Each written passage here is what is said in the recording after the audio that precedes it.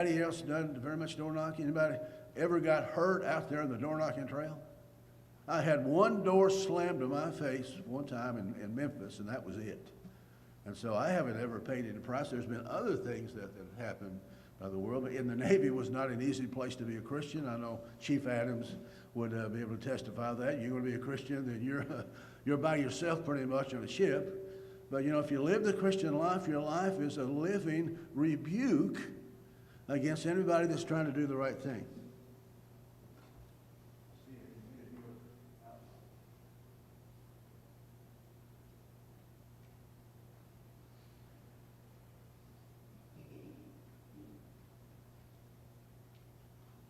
Should we be surprised? If you're a Christian, your value system has changed. The things that you hold near and dear to your heart mean everything. And if you don't have the same value system as someone else, automatically by your very nature, then it's going to be, you know, people don't always appreciate differences and change. If you're like, even when it comes to sports, if you're a diehard Tennessee fan, and all of a sudden there's a new worker, he's a diehard Alabama fan, all he does is talk about Alabama, could he get on your nerves? I mean, is that possible in a church? I mean, when I was living down in Charleston, South Carolina, that was the biggest, most rabid Alabama fan I ever saw in my life. And back in the 70s, Alabama was doing well. If you know anything about Tennessee football, they were not doing well from about 73, 74 on. This was late 70s.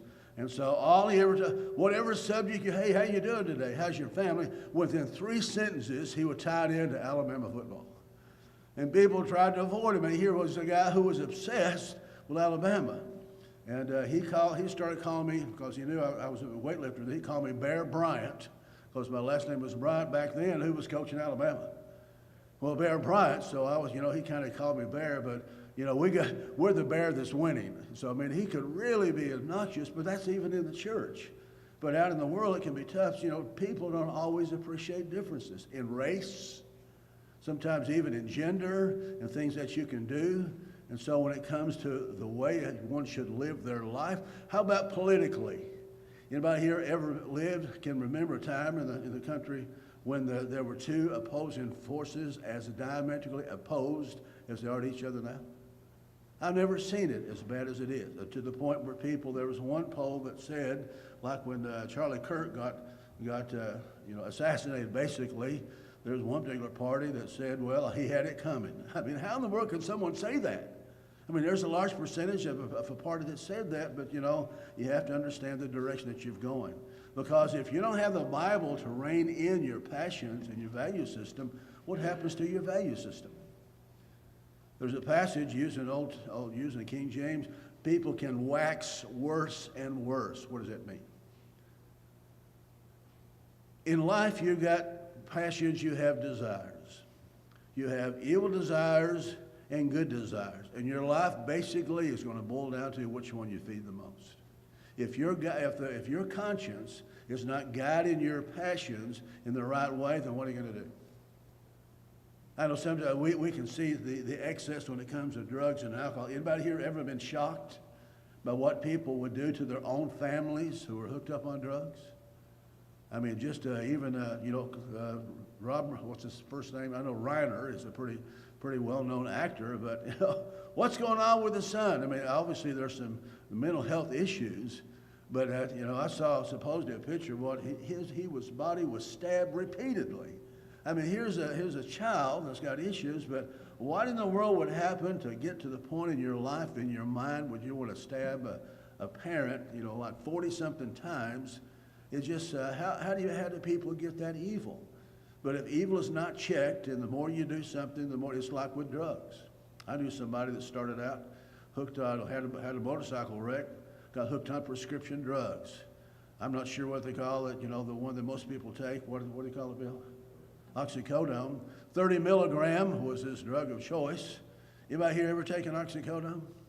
What's the recommended dosage per day? Most. 2. But if you taking 2, after a while, 2's not enough. You need more. At the highlight before he run out of money, he was taking 15 a day. That would kill a horse, but his body got used to it. Why did it take more? Because see, that's the way the human body works. It's called the law of diminishing returns. So something we like, it can't give us the same thrill. When it comes to, I use an example, anybody remember growing up and how big a deal a circus was? I mean, I remember my first circus in Dayton, Ohio. But after the time you go into 10 of them, what does it mean? So when it comes to doing evil things, why is starting smoking marijuana, why can that be evil? What's it called? It's called a gateway drug. After a while, that's not good enough. What do you need? Well, you need something else if you're going to go down that track. How far can you go if unchecked? So that's the way it is with anything. Have you ever known someone to have a real anger management issue where they brag about telling somebody off? I mean, that can happen. How about someone who's really eat up with jealousy? I mean, there are a lot of things that can happen, and so, you are what as a man thinketh in his heart, so he is, so it goes back to attitudes.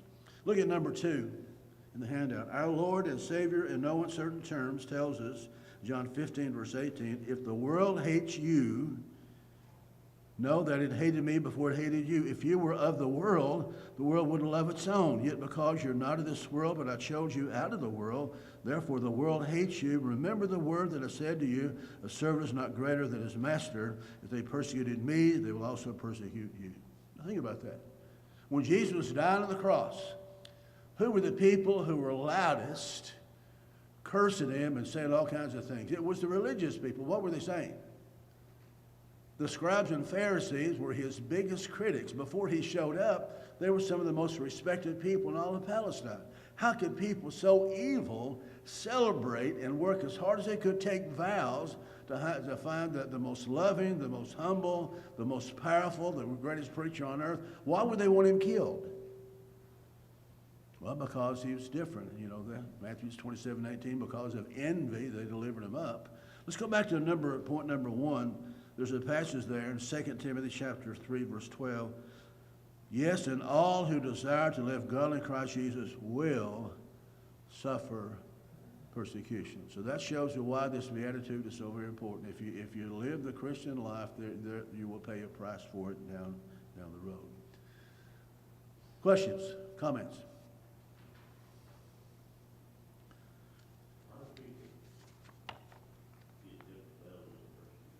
What's that? That's a great question.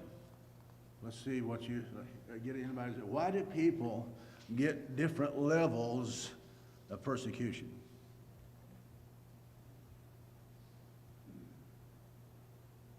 Different people have different tolerances. Have different what? Tolerances. Okay, there you go. Different tolerances. If you hold a position that someone really hates and despises, then of all the people that hold that position, who's probably going to have the biggest bullseye on their chest?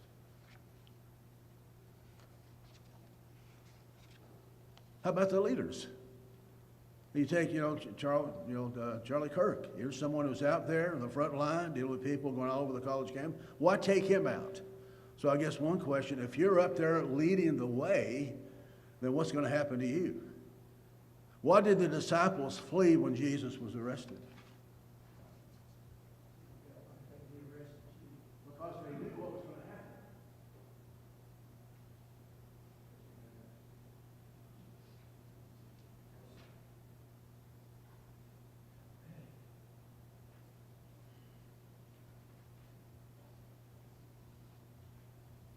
So if you're leading a movement that's not held in high esteem, they're going to take out the leaders first. But also when it comes to life and the problems that people face, going back to the conversation God had with Satan over Job, what did he say about Job? Job is no one like him. When it comes to temptation, the trials of life that come to us, how does God determine what we get and what we don't get? Does his input have anything to do with our life? Does our spiritual status, our ability to have strength or no strength, does that affect anything at all? Sure it does. Well, someone like the Apostle Paul, what did he have to face? You look at 2 Corinthians chapter 11, how long was his list of suffering? It was as long as your elbow. Why? Well, he could take that. Someone who is a new Christian, that somebody out there in the world may want to really destroy, why may God provide some relief against that? Because he's not able to what? Look at 1 Corinthians chapter 10, verse 13. I guess it's a scriptural answer to your question. The question that Bill's asking, why does God allow certain people to be persecuted more than others? Look at verse 13, 1 Corinthians chapter 10. 1 Corinthians 10, verse 13. No temptation has overtaken you except such as is common to man, but God is faithful, who will not allow you to be tempted beyond what you are able, but with the temptation will also make what? The way of escape, that you may be able to bear it. So there would be one answer to the question. God knows what you're capable of handling. And your spiritual development means everything to him. You know, we know that every Christian is challenged to grow. 2 Peter 3:18, grow in the grace and knowledge of God's dear Son. God expects every Christian to grow towards maturity. People grow at various rates based on their individual circumstances. But somebody like to be in the church, how long have you been preaching, Donnie? Over 40 years? I've been preaching 40 years. Cordell, well, why would God allow a greater deal of suffering to come to us as opposed to somebody who's a new Christian? Look at 2 Corinthians chapter 1. Another way I would answer that.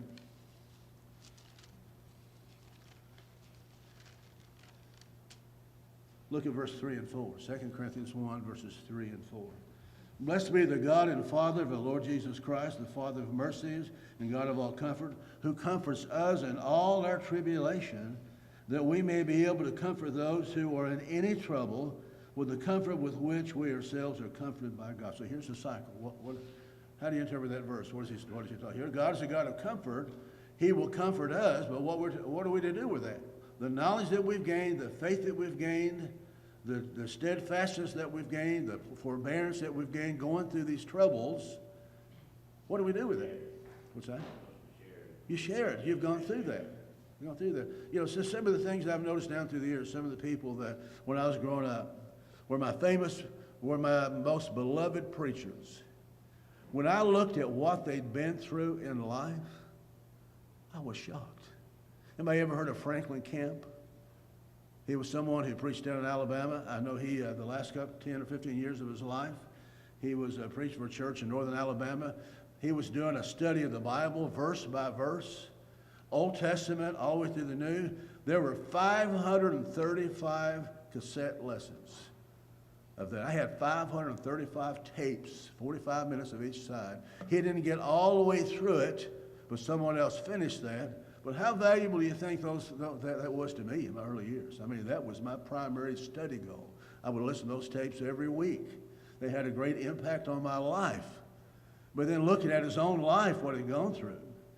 I know he had a book of bulletin articles, but he mentioned some things of a personal nature. He talked about 1951. He just said 1951 is a tough year. And I thought, well, that's got my attention because that's the year I was born. Well, he had a little girl. He was out raking leaves. A fire started, and she fell into the fire and burned her alive. How would you like to lose your 3-year-old girl? Will that maybe affect your preaching? He didn't quit. Anybody ever heard of Jack Exum? There's a lot of things that happen in life. So some of the greatest preachers that you may not know, it may look like they got everything all together, but their background, what they've gone through. You know, we know that Galatians 6:7, does that ring a bell? Whatsoever a man soweth, that shall he also reap. And so if you commit sin, there's going to be what? A price to pay sooner. But not everything that happens to you is a direct result of your sin. Will God allow things to happen to you that came to you because you, like Bill had cancer. How many years did you fight that, Bill? You fought it for 3 years, did everything under the world. You know, and I would dread cancer. How many here have been diagnosed with cancer? I know we've got several people here. Now, you didn't ask for that. That's not a direct result of your sin. Why would God allow members of the church to be afflicted by cancer, not only affecting the person? We've had a lot of good people here who've died from that. There's not a family here that's not been devastated in some way by cancer. Why does God allow these bad things to happen to good people? Why does he do that?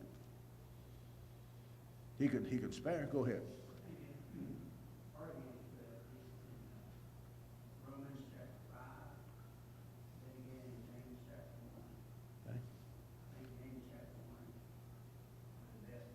Okay. Anybody recall what he's talking about? You know, in verse 2, count it all joy, my brethren, have all these different trials, knowing that the trying of your faith worketh patience. But let patience have her perfect work, that you might be complete and entire, lacking in nothing. So that from that passage, how important is the virtue of patience? I mean, if you don't have patience, you're not going to hang around the battle until you get the rest of them.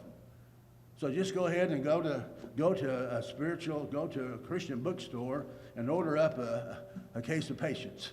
That's not how you get that. And why are most people of all the virtues, how many of you, you don't have to raise your hand, but how many of you here have prayed for God, I don't care what you have to do to me. I want to be the most patient person around. Who's afraid to pray that prayer? I mean, because what are you asking for, basically? Just turn up the heat. But you take a person that's gone through trials and someone who's gone through cancer, someone who survived cancer, who can they help in the church? Those who have been diagnosed. What am I going through? What do I do next? What does someone who now has been diagnosed with cancer want to talk to someone who survived that? Because they're right there, a living hope. They survived that. What happened? What did you do? Tell me about that. Personal experience going through the trials means everything.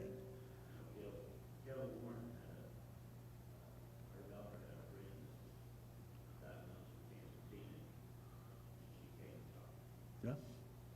Those are tough. Why? You know, there are people in life, you know, and I'll just say this is a personal, I guess, some story that help apply in our own family. You know, the mental issues that we have, the mental health issues. Anybody have that in your family? Well, my mother, she had a heart of gold, but she was manic depressive, you know, bipolar. Now, who wouldn't want that? But back then they didn't have all the medicine, all the therapy. Life was rough. Life was rough. Having to grow up with that, seeing all the fights, and I'll just admit, you might remember Lakeshore, what Lakeshore was at one time? I had to go commit my mother to that hospital when I was 22 years old. Hardest thing you ever did in my life. It took 3 months to get her out. How she was mistreated by that broke my heart. To see her. She never signed up for that. Her mother was the same thing. Her mother was worse than my mom was. We see strains of that in our family. And so seeing that, growing up with that, here's a good woman that's had to wrestle with that every day of her adult life. What kind of compassion you have for someone like that? I was talking to Will Goddard a couple of days ago. What has John Goddard taught his brothers? What do they learn from him? That's sad that John, but he's got an amazing attitude. We know he's an amazing young man, how he goes and tries to play with all the rest of them despite the limitations of his legs. There are things that happen, you know, when he's a small baby, because of pressure in his brain, they had to drill a hole in his brain. There's a tube that runs from his brain down inside his stomach. As his brain expanded, it would drain off the excess fluid. I mean, it's amazing what this kid has had. What have his brothers learned from his example that will help them the rest of their life?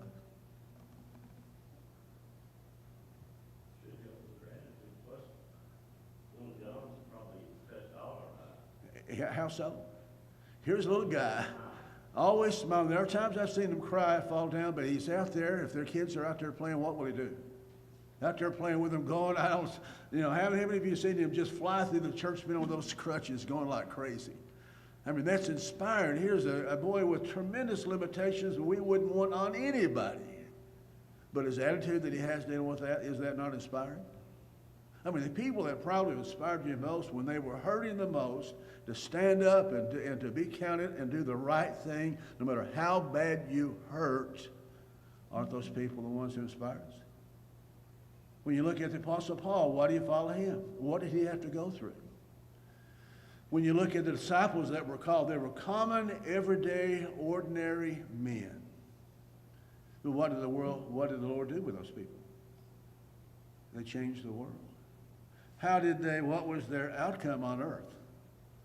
What happened to them all? They all, supposedly according to tradition, died as martyrs for their faith. What does that do for you? Paul talked about in the book of Philippians, and the learning Christ, the fellowship of his sufferings. That's a unique phrase. What's he talking about? I want to partake of the fellowship of his sufferings.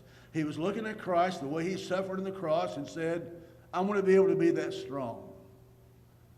Those of you that have been in the military, I mean, there are people in the military, I love war stories. There are people that have been out there who were some of the amazing things that they did. You'd be surprised, some of the actors that were in World War II, some of the things that they were able to do.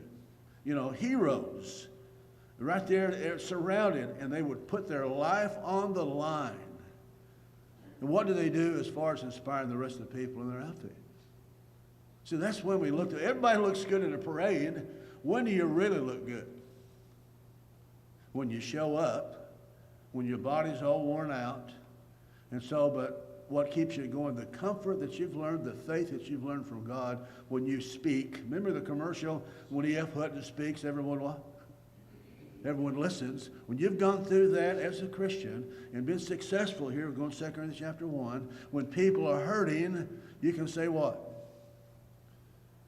You can call that person and say, listen, I know what you're going through. And they know you've gone through that. Why would they listen? And how you got through that, the lessons of faith that you learn can provide hope for them to go through all of that. See, so some of the suffering that we go through in life as a result of our own sin, some of it as far as the outside persecution for our faith. What does that do? Back in Matthew chapter 5, if a soldier compels you to go 1 mile, go with them what? Why do that? I mean, the Roman soldiers, they run the world back then. A Roman soldier could walk up to any citizen there in Israel and say, carry my stuff for 1 mile. Anybody familiar with the series The Chosen? I saw that displayed, The Chosen, just a segment on YouTube. Here's Jesus with the disciples, and a Roman soldier contingent comes up and makes them carry their stuff. And one of the guys, in turn to somebody in leadership, puts his helmet on Jesus' head. And they're saying, what do deal with it, Lord? But he said, no, just put the stuff on.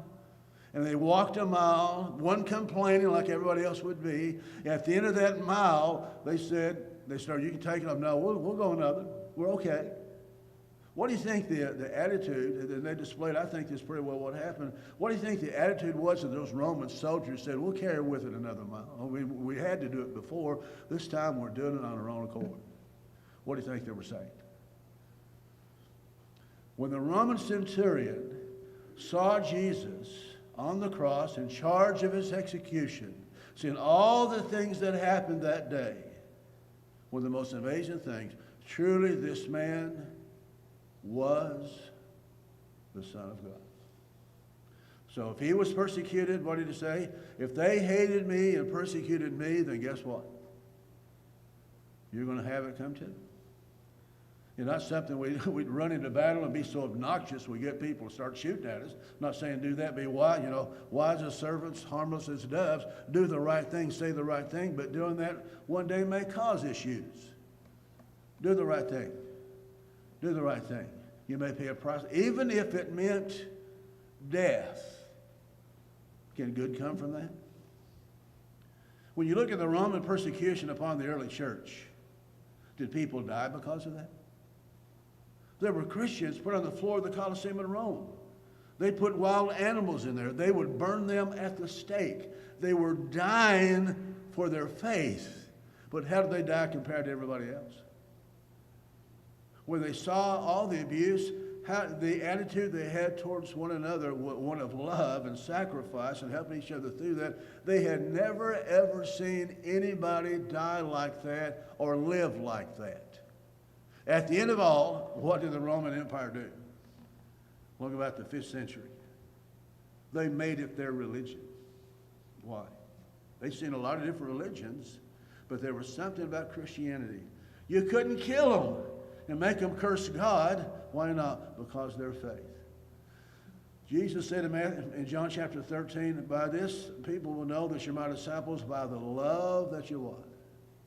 that you have one for another. And never is that more clearly seen when you're going through abuse for your faith, and you stand tall and you take it for the Lord's cause.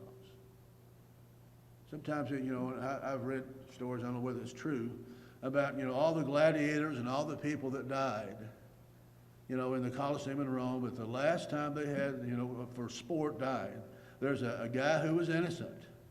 He was saying basically, forbear, why are you doing this? And they killed him. Instead of celebrating, there were tears. The human nature finally came out. And there was the last day. Someone died in the Colosseum like that. What did he do in the way that he died? He made such an impression on the people there watching that. They said, hey, we can't do this anymore. We're so evil of what we've done. Lately, I've been kind of watching on YouTube. In World War II, we know what Hitler was doing. We know what Germans were doing. Through the 30s, they were giving them all this propaganda about how horrible America is. There were about 400,000 German prisoners taken to the United States. And they were believing all the Germany is a supreme race, superior race. When they got to America, they were expected to be treated horribly. But how were they treated instead? And so they couldn't believe that they got hot showers and soap and food better they had in 3 years' time. And what they did with a number of those prisoners, there were prisoners out in Arizona, there were generals there in that compound, and these were generals that are all standing fast, holding to the party line. America's nothing, they're soft, they're just basic, they're not organized. They took them to everything that you see advertised, like the Grand Canyon. He said, it's a fake. You know what they did? They took him to the Grand Canyon. And the German generals were what? Some were taken to Hoover Dam. I read here saw some was taken to the stockyards in Chicago. For a mile square, all these animals killed to supply meat for the war effort. They never seen such organization. What changed their mind? Seeing people excel for the right motivation. What's the greatest motivation of all? Do it for what? Do it for the right cause. There's no greater cause in all the world than the Lord's cause. The bottom of the page, for theirs is the kingdom of heaven. We are told in the book of Philippians chapter 3, our citizenship is in heaven. And so really, in essence, what are we now? This is not home. In fact, there's a song that talks about we're just going through this world.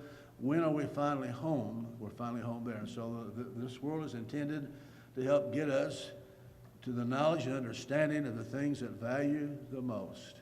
And so here in these 8 attitudes of mind, we have the greatest way a person can live. His actions will be up there to the best that man can live because his attitudes are right. And so, got about a minute left. Anybody have another comment or question? Great question, Bill. Based on what you can deal with, God gives you. Sometimes we pay a price. We're shaped, we're purified by what we do wrong. Sometimes God allows us to suffer only because of what we're able to do and learn from that. We can help other people. So everything has a reason that God allows. There's a verse that should help us in the midst of all of that. Romans 8:20, and we know that all things work together for good to those that what? Those that love the Lord, those that are called according to his purpose. There's a rhyme for everything. There's a scheme for everything. God has a plan. And that plan sometimes will be hardship. Sometimes we'll be paying the price for what we've gone through for a reason, for our good, for his glory. Thank you so very much for your attention. Good to have everyone here today. I've got notes of all the lessons. This is lesson number 9. So the other 8 are here in the front row if you want those hands. Next week we'll review, yes. Anybody heard from Wooddale?